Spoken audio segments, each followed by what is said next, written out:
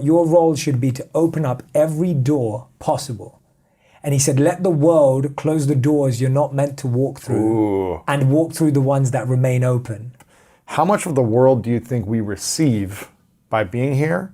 And how much of the world do we create ourselves? Yeah, that's a beautiful question. It's a complete dynamic dance between what the Vedic tradition would call fate and free will. So fate is what is already created for you, and a good example would be the place you were born, the type of family you grew up in, the socioeconomic background you had. It was already there when you walked into the world. But within that, you had choices where your free will came about. You had the choice to either do what everyone in your neighborhood did or to do something different. You had the choice to have a relationship with a particular person or not. So what happens is that we're constantly creating new spaces from which we have another choice. Right. And so you kind of see it as this dynamic dance between, okay, now I'm in this situation, and now what is my choice in this situation? So I would say, I'm not saying it's equal, I'm saying it's a dynamic balance and a switching process where you're constantly creating a new level, and then now in that level you have a next choice. Because we didn't have the choice to be created here. We were here, and that wasn't our choice. Now everything after that is our choice, right? Yeah, and there are some traditions, and I'm a big diver into like reincarnation and past lives. So according to the beliefs of reincarnation and past lives, you have at some point made a choice to be here. But taking it more simplistically, the truth is that when you're brought into a situation, it's the best analogy that I've heard, and it's been told for years, is of a father is an alcoholic. One of the sons that he has decides to become an alcoholic because his father's an alcoholic. The other son decides to never drink alcohol because his father's an alcoholic. Right. So they were exposed to the same situation and same scenario. Same environment, but they both made different choices based on their experience. And that's the choice element. That's the element that we should be trying to empower in our lives, because we can constantly say, I'm limited by my environment, or I've been restricted by my environment. And hey, it's true. There are so many of us that have been limited and restricted. But by now you repeating that, you are going to repeat that restriction in your life. How much of a positive environment supports us in our growth or holds us back? There are some people who have the perfect family situation, resources, beautiful backyards and nature, who are lazy. And there are others who have, divorced parents, abusive parents, abusive friends, an environment of a desert, and they figure out a way to thrive. Totally. How much importance does our environment play in our overall success? If you look at the examples that you just shared and you really analyze life, you'd see very little, because you see people craft their own life. So a good example for me is that when I came back from living in the ashram, and there were other people who may have been monks who'd also left the path, and I came back to a not financially successful or supportive family. So my family doesn't have abundant wealth and couldn't necessarily have taken care of me or paid for me forever. And I had to figure out my own life. And that to me was a great sense of impetus and incentive to go and figure it out and learn new skills and network and meet people. And I saw other friends whose parents had like a property portfolio with like 10 properties ready to hand them over. They had a BMW the second that they came out, whatever, from their own life. Or I even have friends that had all of that and didn't become monks and didn't even find careers. So I've also got friends that I went to school with that today don't even have careers, even though their parents were really well established. Which has, all of these examples have continued me to believe that we truly have influence in our, more than our environment. Our environment affects us for sure. It plants seeds and weeds into our life, but there is still a choice. And I think even if you feel there isn't a choice, simply by accepting that there is, it means you have a chance to get out of there. And I think that's what... Because if you don't accept that there is, then you're just going to stay stuck. Correct. Like there've been so many times in my life, and there's a beautiful quote from Edison. I don't think I said this last time, but if I did, it's worth repeating. He said that when you believe you've exhausted all options, remember this, you haven't.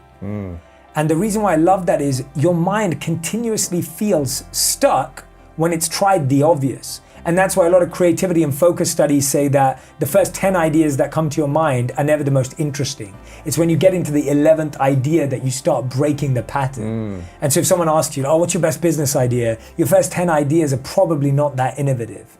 And so the mind constantly gets stuck on that train, and you've got to keep reminding yourself that there is another door, there could be another pathway. I was thinking about a piece of advice so one of my closest spiritual mentors, who was in London, I knew him since I was probably like 12 and properly since I was 18. He passed away this year from stage 4 brain cancer. And he'd had brain cancer for about, I think like 4 years now. And so I hadn't really had a real interaction with him for the past few years, because every time I saw him, he wasn't fully functioning in his short-term memory. His long-term memory was there, but his short-term memory wasn't. And I remember speaking to him probably about 7-8 years ago and asking him the question. I said to him, I've got so many ideas. There's so many things I could do. Where do I start? And he said this beautiful thing to me. He said, you know what? Your role should be to open up every door possible. And he said, let the world close the doors you're not meant to walk through and walk through the ones that remain open. And what I realized is most of us are just not opening up enough doors because we think we only have the option of 2 doors. We look at life as binary, 0 and 1, 0 and 1, right? It's just this A or or B, this or that. And I mean, I think you'd say this too about you and every guest you ever had on. I don't think life is ever this or that. It's like this, that, and maybe that, and that. And there's always a gap. Of course. The challenge that people have that I've sensed a lot is the fear of criticism when you go after something that you weren't supposed to do or that people don't think you're supposed to do. Why do so many people fear criticism from peers, family, friends, the media? Why is that such a big fear? And how do we overcome criticism from others? Psychologically, we feel a sense of safety and security when we think people agree with us. Right? That is just psychologically true, that we would rather avoid conflict and sit in a space where we agree, and therefore we have something called confirmation bias and the echo chamber, where we keep surrounding ourselves with thoughts and ideas that are similar and reaffirm our beliefs. Now, I think that you can have that and at the same time entertain ideas that you're not sure about yet. And so one of my favorite examples was MIT did this study where they asked people which person was more creative and innovative. And they showed 2 charts. One chart was employee A and the other chart was employee B. The chart for employee A, all of the people they knew each other and knew them back. So it was almost like a closed loop. And employee B, they knew lots of people who didn't know each other. And they found that people who have more people in their network who don't know each other are more likely to be creative and productive. Really? Why is that? Because they expose you to opposing ideas and they may counteract how you think. So one of my favorite examples of this is a conversation between Mark Zuckerberg and one of his mentors. So Mark Zuckerberg told this story at the Facebook headquarters a few years back. I wasn't there, I've seen it on video and I'm sure it's available. And he talks about how when he was struggling with the direction of Facebook in 2009, he approached his mentor, and his mentor happened to be Steve Jobs. Wow. Pretty cool. Wow. Pretty cool. That's really cool. Yeah, it's so cool, man. And so anyway, so Mark Zuckerberg goes to Steve Jobs and he says, I'm struggling with the direction of Facebook. Remember at that time, Facebook was 5 years old. There was no fan pages, I don't think. I don't think there was no creators. I don't think there were fan pages. It was very much used by university students at that stage. Like I think it was mainly like Ivy Leagues, college kids. And I don't even think it was international in a massive way. Very early days, and now we can't even think of that. But 2009, I mean, you just about had the iPhone and just about had Instagram and YouTube. Man. So he went up to Steve Jobs and he said, I'm struggling with the direction of Facebook. What do I do? Now, Steve Jobs at that time obviously was already the founder of one of the biggest brands on the planet, and obviously the brand still is. He had access to investors, he had access to business coaches, I'm sure he had access to life coaches, he had access to health experts. Everything. He had access to anything. Like I don't think there was anyone, scientists, PhDs, I don't think there's anyone in the world who Steve Jobs couldn't have called up at the time. And Steve Jobs said something amazing. He said, you know what, Mark? I think you should go and live in an ashram in India. He did not. He did. No It's way. a true story. He goes, and when you go to live in the ashram in India, that's where, if you spend some time there, that's where you'll find your answer. Shut up. And Mark did it. No Mark way. went to the ashram. It's a true story. For how long? I believe he was there for, I've seen two online. I've seen two versions of the exact time he was there. I've seen some people said it was a couple of days or a week, or some people said it's a month. So I think it's hazy how much time he actually spent there. But he went. And he says that based on that experience, that's where he found the direction of Facebook, to be connecting people. Now, the reason why I love that story is because it's the unobvious, alternative, random connection. And when Harvard did a study of 3,000 executives, they looked at and asked them, what's the number one skill for being a good leader?